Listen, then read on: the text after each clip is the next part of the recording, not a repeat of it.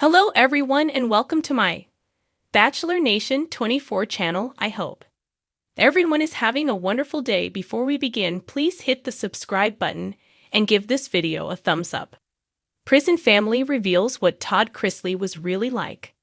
A family member of someone who was in prison with Todd Chrisley has revealed how the father really was while he was locked up.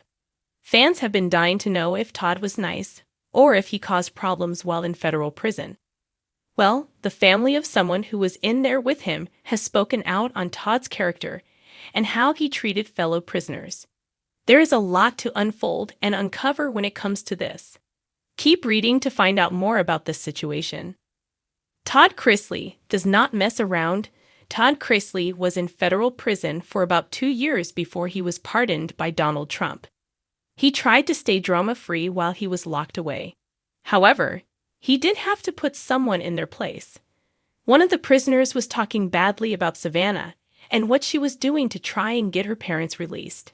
Todd revealed that he went off on the dude and threatened him. This was the only altercation Todd had with someone. However, after he threatened the other prisoner, it never happened again.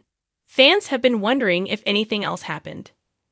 Prison family reveals what he was really like. Chase Chrisley has revealed what a prisoner's family member had to say about Todd Chrisley and how he was in prison. The family had all good things to say about Todd and the kind of person he was. Chase was not shocked in the slightest that this is what people had to say about his father. It seems as though Todd was a great guy while in prison. However, this did not shock Chase at all because he claims this is what kind of person his father is. Fans loved hearing that people had positive things to say about Todd and how he was in prison. While Todd admitted to putting someone in their place while locked up, he was overall a good guy the entire time. Behind the thick cement walls of FPC Pensacola, where the Florida sun seemed a little dimmer and the laughter always echoed with a hint of loneliness, a new inmate arrived with a name that carried more weight than his khaki uniform ever could: Todd Chrisley. The reality TV star, known for his quippy one-liners, pristine Southern charm, and ironclad grip on his family's public image, was now just inmate numbers 24,887 through 19. But behind those walls, reputations meant nothing. The prison had its own hierarchy, its own currency, and its own brand of fame. And while the outside world debated whether Todd and Julie Chrisley were wrongfully convicted or simply finally caught, within FPC Pensacola, Todd's true self emerged, not just the man America watched on Chrisley Knows Best, but the human beneath the gloss. It didn't take long before Todd found his rhythm, or rather, before his prison family found him. "I remember the first day he came in," said Reggie Big Cat Moreno, a longtime inmate and de facto leader of the prison's kitchen crew. "He walked like he was on a runway at Milan, not into a federal pen. I thought, this dude's gonna crumble by sundown." But he didn't. He asked for a broom and started sweeping the common area without a single word. That simple act won Todd a sliver of respect. In a place where ego could cost a man more than just his lunch, humility was rare and valuable. Soon, Todd's presence became impossible to ignore. The other inmates began calling him Hollywood, but it wasn't with mockery. It was tinged with a surprising amount of affection. "He was hilarious," said Kyle Sticks Thompson, a lanky man who had served 9 years for wire fraud. He'd walk up to the co's and say, "You really think this jumpsuit flatters my hips? Like, bro, we're all miserable." But Todd would make us laugh even during head count. But laughter wasn't the only thing he offered. Each Friday, Todd would gather a small group in the yard. A mix of seasoned inmates, young men fresh off the streets, and a few skeptical guards pretending not to listen from the sidelines. The meetings, which began informally, turned into what inmates began calling the Chrisley, said Jerome, a quiet man in his 60s doing time for tax evasion. He'd talk about guilt, forgiveness, faith. He never tried to make excuses. He told us he used to be obsessed with control, that he confused love with perfection. I'd never heard a man admit that in here.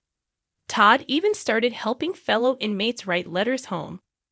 One young man, Davin, revealed that Todd helped him craft a letter to his estranged mother after 5 years of silence. That letter, Davin said, led to his first visit in nearly a decade. But it wasn't all sermons and sincerity. He still had his diva moments, laughed Big Cap. One time, they gave him powdered eggs 3 mornings in a row, and he said, "I swear to you, Cap, if I see one more pale scramble, I'm gonna call Gordon Ramsay through the wall." But he'd say it with a wink. No one ever stayed mad at him long. Even in the most mundane routines, Todd found a way to insert a bit of flair. When the prison hosted a talent show fundraiser, Todd shocked everyone by performing a dramatic monologue as Scarlett O'Hara from Gone with the Wind, complete with a paper towel wig and a mop handle as a parasol. "We were on the floor laughing," said Styx. "But it was good. He made us feel like we were at a Broadway play, not sitting on milk crates next to a vending machine." There were darker moments, too. One night, after news broke about an appeal being denied, Todd didn't show up for dinner. A few close inmates found him in his bunk, tears quietly soaking into his pillow. No grand speeches, no sarcastic remarks. Just a man confronting the crushing weight of permanence. "That's when I knew he was real," said Big Cap. "He could have hit it, but he didn't. He just said, 'I miss them. Every second. And I don't know if they'll still love me when I come out the other side of this.'"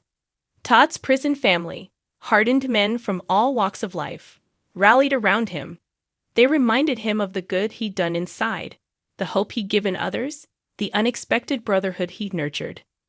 "He made us believe we were more than our charges," Derone added. "And that's rare in here." In time, Todd began mentoring younger inmates who had no outside support. He coordinated prayer sessions, helped organize DEE study groups, and even started a finance basics class where he explained budgeting and debt to those who had never owned a bank account. He often joked, "I'm in here for financial crimes. Least I can do is make sure none of y'all end up here for the same thing." But it was the emotional growth that struck most. "He told me once," Davin said, "that he used to think being the perfect dad meant controlling everything. Now," he said, "it meant letting go, letting your kids see your flaws, even behind bars. That stuck with me." So when Todd's daughter Savannah visited and hugged him longer than usual, the entire yard watched silently, even the guards, because by then, Todd Chrisley wasn't just Hollywood. He was a brother, a counselor, a flawed man learning grace the hard way. Now, as rumors of early release swirl and appeals flicker like faint stars in the distance, the prison family at Pensacola already knows what the world might not. Todd Chrisley isn't just surviving prison, he's transforming it.